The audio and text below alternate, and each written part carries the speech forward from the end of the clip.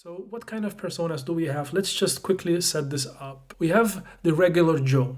They just want to come into Decentraland, they want to meet people, they want to hang out, they want to see what's possible, they want to see how they can use NFTs, they want to kind of maybe talk about crypto and things like this. I think the majority of people, a lot of the regular Joes, they kind of evolve into tinkerers. I consider myself a tinkerer, somebody who is hacking around, trying things, going through the documentation, trying to figure out how they could build something, especially if they got inspired by somebody else. Now, these guys have a totally different need. They don't want to only experience Decentraland, they want to see how they can maybe create something or how they could hire someone to create something. These are very often very entrepreneurial people with some technical skills. Now, they have different needs from the regular Joe.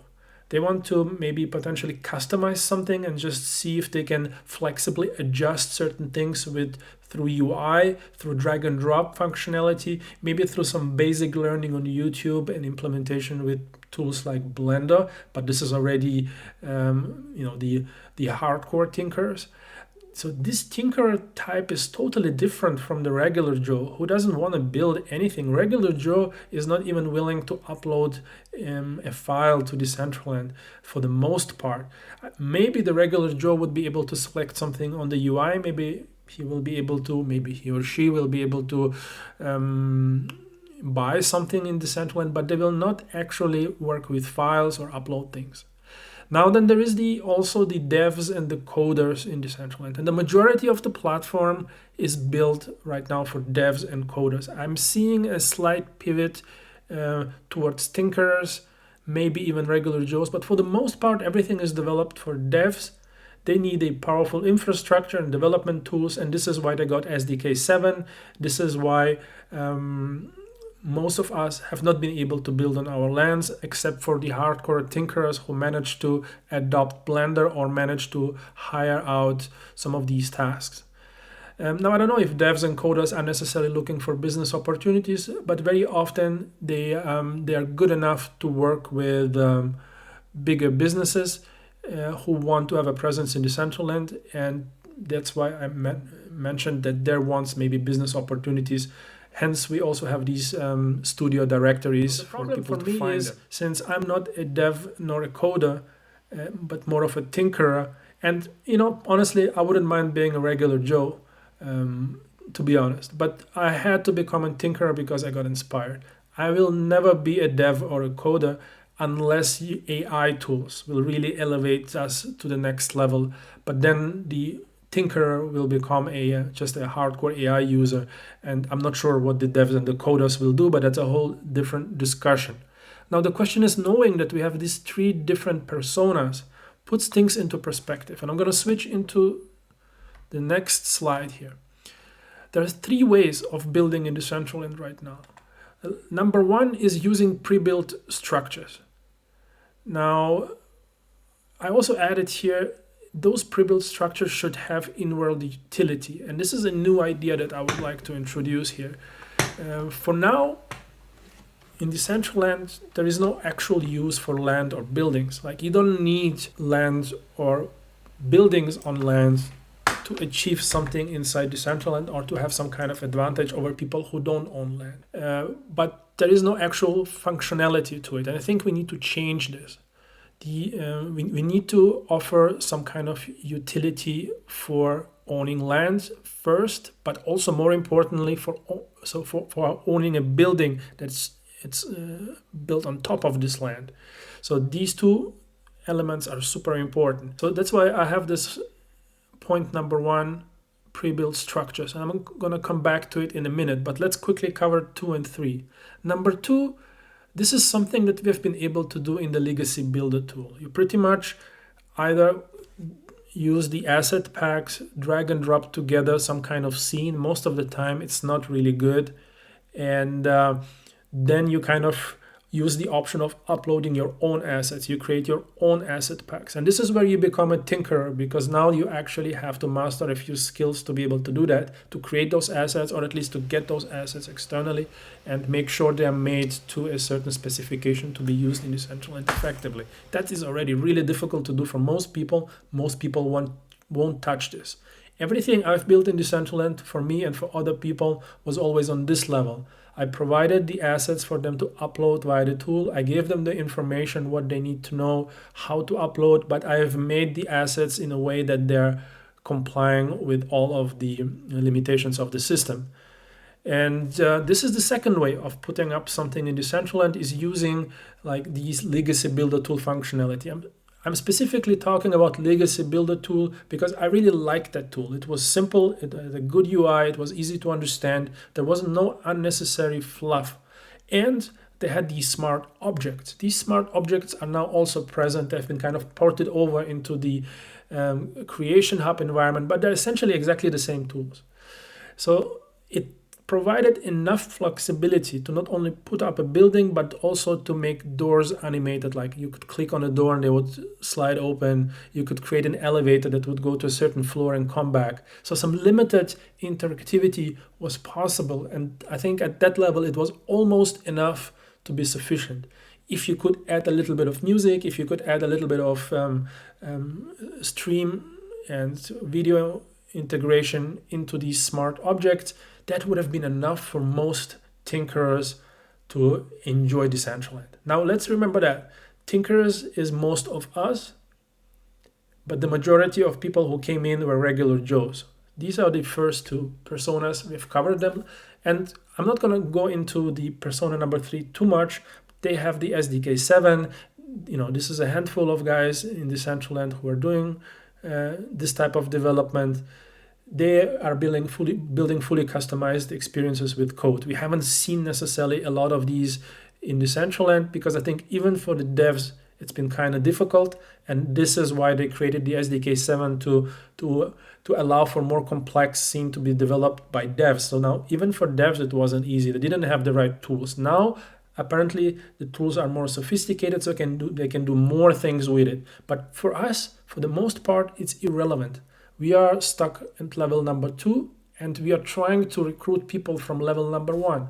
Remember the personas? We're trying to recruit regular Joes to come in, and we want to encourage many of them to become tinkerers. So basically, right now, we have catered to the audience that is a minority, to be honest, and that is a problem. Like these devs, if you cater to them, they're still not gonna be building because they need an audience for them to succeed. They need business opportunities, as we said here. So we are pretty much developing infrastructure that nobody is using right now because we are not catering to the right people. So I want to kind of end on the persona number 1, on the regular Joe, and what kind of experience regular Joe needs to have to enjoy Decentraland and owning land. And I want to discuss pre-built structures utility. What kind of, I think I missed an I there. What kind of utility would you need for this to be attractive? And I'm kind of going back to some of the Metaverse style games I used to play decades ago, and what kind of dynamics they used. And there are not that many examples where you could own land and build on land, but there are examples. And I'm using Ultima Online right now as a reference point.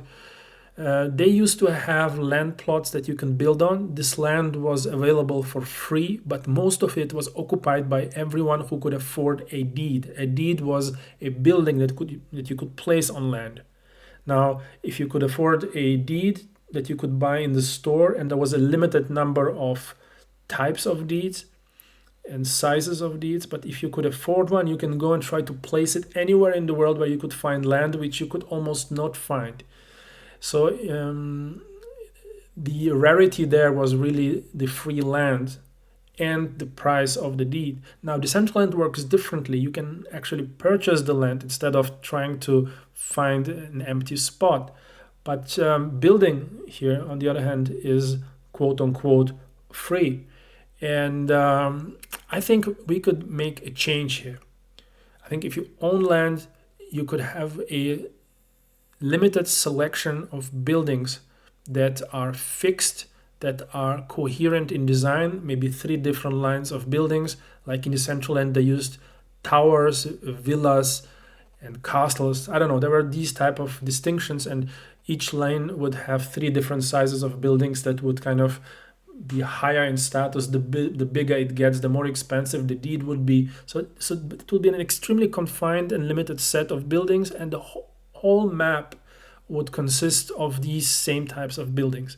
And it didn't matter that all the buildings looked kind of the same. They were actually not the same. They were quite different because there were multiple ones and they were distributed over the map. But they were fixed, and they were able to generate status through the price of the buildings. Once you are limited to something, the social dynamics kind of learn to work with it. So I think this could work in Decentraland too. And we've tried to do this before. We've tried to create templated buildings that people could download and upload again. But the problem is we ran into the issue of the regular Joe not willing to download a GLB file from a website that he doesn't understand or know, and then go and learn about how to upload this file with a legacy builder tool, which is fairly simple. But the fact that they had to log in, they had to watch a couple of videos to fully understand how to do this and what a GLB file was. Like, they didn't want to go through this process, and they didn't. A lot of tinkerers did go through the process, and hence why we see some of the Swiss buildings still all across the map 4 years after. But these tinkerers, they gave up. They couldn't further customize the scene. There were no new asset packs. They couldn't easily place furniture or interactivity into their buildings, so they gave up. So there was something missing. The utility of those buildings was missing. Like, okay, you own a building on your land, but now what? What are you going to use it for? It's useless. There is no traffic on the map. It's somewhere in the Pampa. You cannot get to it. Nobody comes around, and you cannot actually do anything inside the building. So you're kind of stuck just with the shell and with the idea that, yes, you have built something in the metaverse. But that wasn't enough. So we need to add utility. And the fact that I'm missing an I here is bothering me. But I guess just talking about it helps. So what kind of utility could this subset of limited buildings have? They could have a voice chat integrated. We have been apparently struggling with having good voice communication inside Decentraland. First of all, from my experience, most people don't like to use voice. A lot of people fear for the fact that they don't have English as a first language. So a lot of people are just difficult to understand. And once they realize that they are difficult to understand, they hesitate. Other people just don't care. A lot of people don't have the mic properly set up. So there are many different reasons why voice chat hasn't been an effective tool. And if no one is using, or very few people are using voice chat, you just don't adopt it as the primary method of communication. And there are more issues to that. So voice chat hasn't been working well in world, but I think it could work really well inside the building. And I think other ecosystems like the ape ecosystem, I think they're trying to build these bubbles where you can actually invite people into a bubble, and there you have a high quality experience with voice chat. I think we should have the same, and I think it should be fully integrated into these standard buildings that are made by Decentraland for Decentraland.